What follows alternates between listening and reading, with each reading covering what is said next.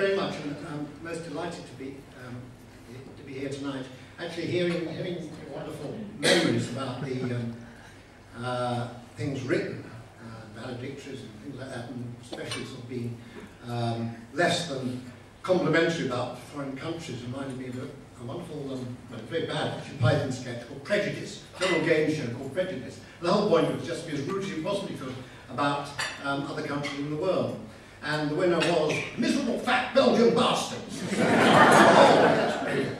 Anyway, many years later, I met a man who was Belgian. And he said, you know the sketch about miserable fat? I said, yeah. No. I said, it's all right. Anyway, I'm talking a little bit tonight about the diaries, which cover a period which was a turning point in my life, from 1980 to 1988, where very briefly I became a film star. Well, not a film star, but a film actor. I made about 5 films during that period, a period during which we finished Monty Python, and before I started what was to become a sort of second career, plodding around the world. And for a while, the sort of evolution of this kind of career was to go from English television show to English movies to Hollywood movies. And indeed, I had many requests from people in Hollywood to come and work over there. At that time, the only parts they really had for English comedy actors were butlers. That's about all they could do. It's not like now where English actors get parts very easily in Hollywood movies. I remember there was a producer called Marvin Antonowski, who was very, very high up in Columbia Pictures, and he used to come over. He liked me very much. And one night, eventually, he said what had obviously been on his mind for a long, long time. So we had a meal together.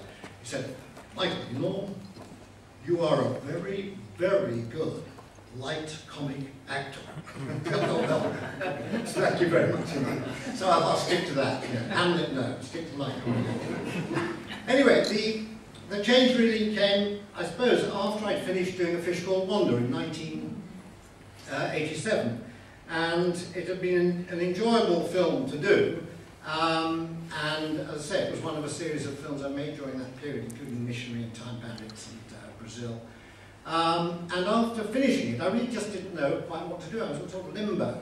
And as I say, people had been asking, well, come over to Hollywood, write some scripts, work there. And suddenly the phone rang out of the blue. It was a man called Will Wyatt from the BBC, who was then head of documentaries at the BBC. And he said, Michael, we've got something for you which is very, very, very special. And I said, what is it? He said, I can't tell you. Great start, but what do you mean? You couldn't tell me over the phone. It was all the time George Smiley and things like that, so very conspiratorial. So he said, I'm going to have to come over and speak to you now. So he came over to my house, I think because he just wanted better coffee than he got at the BBC, and proceeded to tell me about this idea for taking the Jules Verne story of Around the World in 80 Days and having a modern traveller following this journey, only travelling on the surface of the planet, no planes, nothing like that, and seeing if he could still do it at the same time. That sounded quite a good idea to me. And then he really laid it on. He said, and you, Michael, represent everything that we need for this particular character. You've got the wit, you've got the humour, physically right, you look right, you've got the intelligence, you're well known, you're just very, very good at sort of getting the humour and the serious side together. It just went on like this for some considerable time. So my head had sort of swelled enormously. And they said, well, let me know in a few days. So I rang up in about 5 minutes. I said, yes, I'll do it. And it was only later when we were actually doing the journey itself. And I think we were stuck in Madras, waiting for some ship that hadn't arrived, which was what we spent most of our time doing. And we had a few beers, and the director admitted that I was the 5th person they'd asked to do it. Until recently, I told this story, and I said I was the 4th person they'd asked to do it. Since then, I discovered it was another person, and it was Noel Edmonds. So,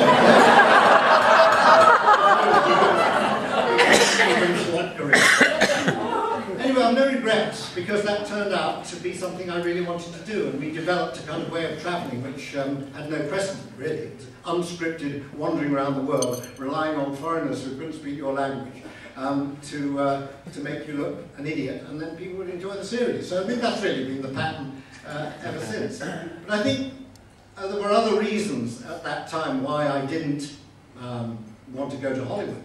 And partly it was because at that very creative time there was a company called Handmade Films. They made a number of very, very good films during the 1980s.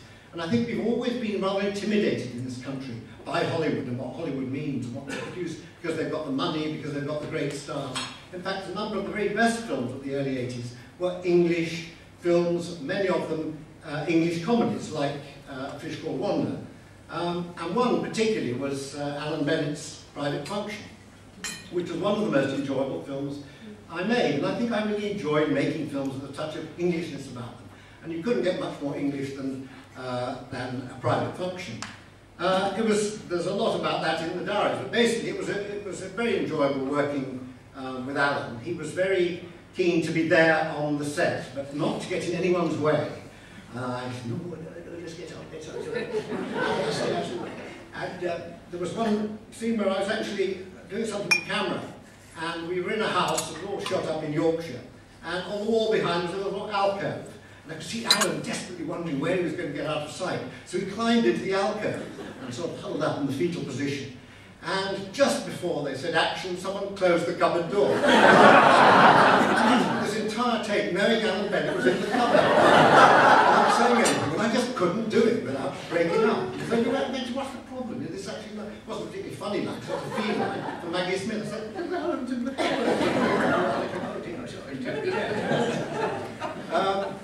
Anyway, he was a delight to work with. There were other firsts on that film. There was, as you know, it was about pigs and raising a pig in that period, which no one really has ever written about, that period immediately after the war, period of rationing, where people did hoard animals, and hoarding a pig, getting a pig of your own, was the way to get on, so that's what it was about.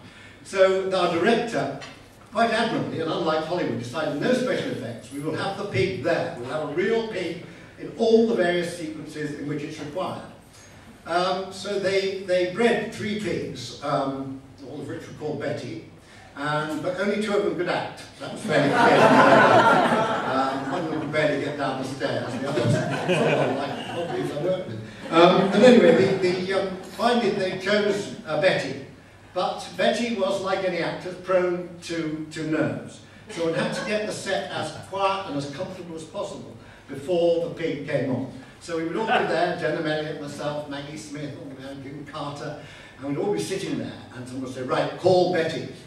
And you would hear, so, call Betty, call Betty.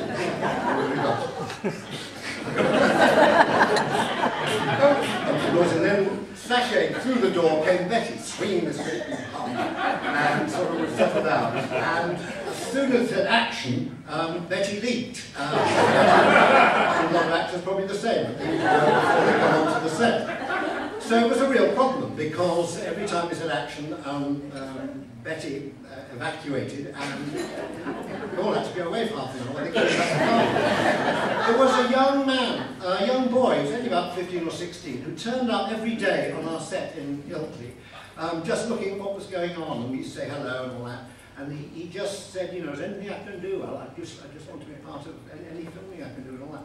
So we just say, sorry, I mean, it's all union, everyone's got a job, and we just can't employ it, so casual labour. Really, really sorry.